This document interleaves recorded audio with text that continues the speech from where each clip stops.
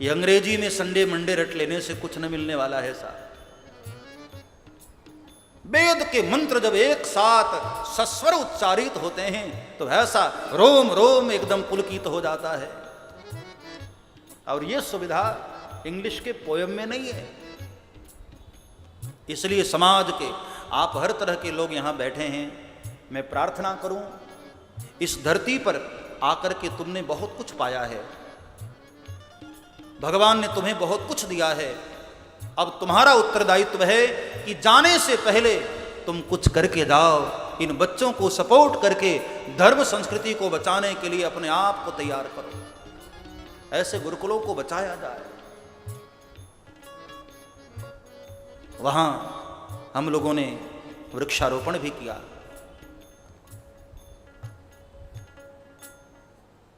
केवल हम कहते ही नहीं हैं, प्रयास करते हैं कि उसको हम करें भी, निभाएं भी। समाज में ऐसे अच्छे अच्छे कार्य होते रहने चाहिए। अब एक समस्या देखो और भी बढ़ती जा रही है, जल की समस्या। एक दिन अनिल जी मुझे बता रहे थे, हनुमान जी का दर्शन करने जा रहे थे, तो बताया कि बापू दिसंबर जनवरी के बाद तो जल का स्तर बहुत नीचे हो जाता है, फिर ट्यूबवेल भी नहीं लगा पाते हम लोग। कहाँ तक ट्यूबवेल लगाओगे? 500-600 फीट नीचे जल है। और पता है इन सब दुष्परिणामों के जिम्मेदार हम लोग खुद ही हैं। इतना हम लोगों ने जल का दुरुपयोग किया, इतना जल का दुरुपयोग किया। आज दुनिया बड़ी खुश हो रही होगी कि हमने कितने कितने वैज्ञानिक खड़े कर लिए, कितने कितने हमने आविष्कार कर लिए, परमाणु तक भी हम लोगों ने बना लिया। लेकिन उन लोगों को शायद ये पता नहीं कि उनसे बड़े वैज्ञानिक हमारे भारत में ऋषि महात्मा थे, लेकिन कभी भी प्रकृति का दोहन नहीं किया, प्रकृति के साथ खिलवाड़ नहीं किया। किसी ने आइंस्टीन को पूछा था मरते मरते कि आपने इतना बड़ा आविष्कार किया, क्या आप अपने जीवन से खुश हैं? तो आइंस्टीन ने कहा कि नहीं, मैं अगली बार भगवान से प्रार्थना करूंगा कि मुझे एक साधारण मनुष्य बना देना, लेकिन मुझे आइंस्टीन मत बनाना, क्योंकि मनुष्य जाति की मृत्यु का सामान मैं ही खोद करके जा रहा हूं। आपने सोचा कभी कि परमाणु कभी चल गया पूरी दुनिया का तो धरती कहां जाएगी? हमारे ऋषि महात्मा भी परम वैज्ञानिक थे, वाल्मीकि विज्ञान विशारद, लेकिन इन धरती का दोहन नहीं किया, प्रकृति का शोषण नहीं किया। आज मनुष्य जाति की ही मूर्खता के कारण मनुष्य जाति के जीवन पर ही संकट छाता जा रहा है। 2030 आते आते आबादी बढ़ेगी पूरी धरती पर और जल की समस्या दुगनी हो जाएगी। आज लगभग 10 करोड़ लोग, शहरों में रहने वाले जो लोग हैं, 10 करोड़ लोग लगभग दूषित पानी पी रहे हैं, जल दूषित हो रहा है, वायु दूषित हो रही है। ये चिंता का विषय है साहब।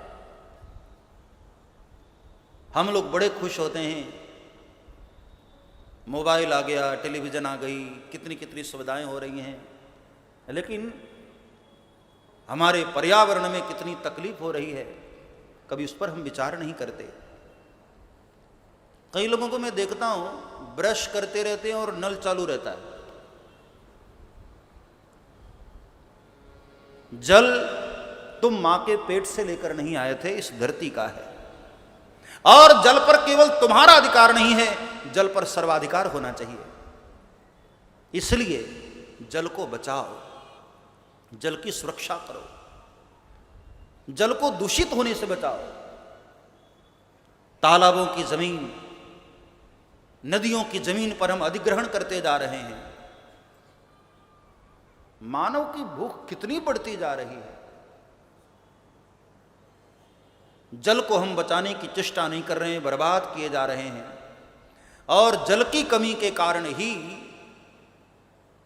आज देखो गांव में रहने वाले 70% लोग दूषित पानी पी रहे हैं। अच्छा जल ही नहीं मिल पा रहा है। इसलिए कथा में बैठे हुए सभी को मेरी प्रार्थना है, अथवा तो आस्था चैनल पर सुनने वाले सभी सज्जनों को मेरी प्रार्थना है कि एक संकल्प लेकर हम जल को बचाने की ओर कदम बढ़ाएं। जल को बचाया जाए, जल को सेव किया जाए। हम आपसे पैसे नहीं मांग रहे हैं, केवल एक सहयोग मांग रहे हैं। एक वचन आपसे चाहते हैं कि समाज के इन इन बिंदुओं पर विचार करते हुए उसको बचाने का हम प्रयास करें। सभी का उत्तरदायित्व है। जो जल पीते हैं उनका ये कर्तव्य है, जो श्वास लेते हैं उनका भी ये कर्तव्य है कि भाई जल का स्रोत, श्वास लेने का स्रोत खुद भी तो बनाओ। जीवन में ज़्यादा से ज़्यादा वृक्ष लगाओ और ज़्यादा से ज़्यादा जल को बचाओ। जल का स्तर कम होता जा रहा है और इस जल के स्तर के कम होने के कारण कितने लोग जल से वंचित हो रहे। गर्मी के मौसम में कितनी पक्षी, कितने पशु बेचारे प्यासे मर जाते हैं और हम यहां जल का दुरुपयोग करते हैं। हाँ, अभी मैं पढ़ रहा था कि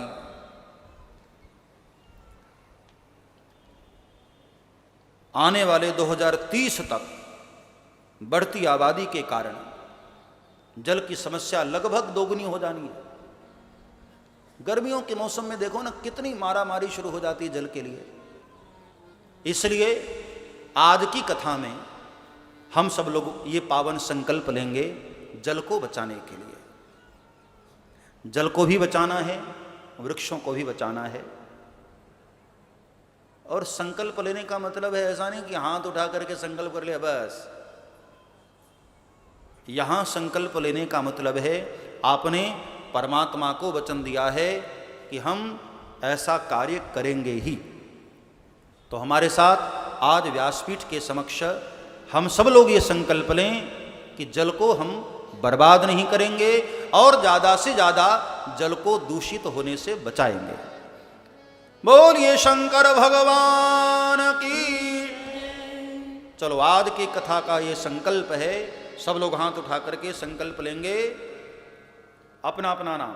मैं संकल्प लेता हूं कि प्राणी मात्र के लिए, राष्ट्रहित के लिए पानी बचाने का यथासंभव प्रयास करूंगा।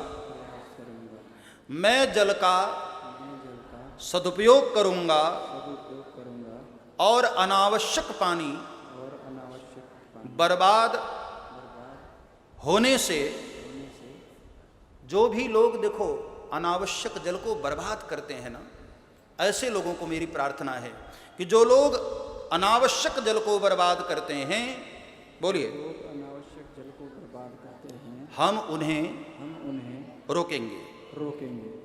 मैं पानी की एक एक बूंद बचाने का संकल्प लेता हूं। नमः पार्वती पतये हर हर महादेव। और ये संकल्प देश के सभी श्रोताओं को मेरी प्रार्थना है, ये संकल्प सभी को लेना चाहिए। व्यर्थ का जल बर्बाद मत करो।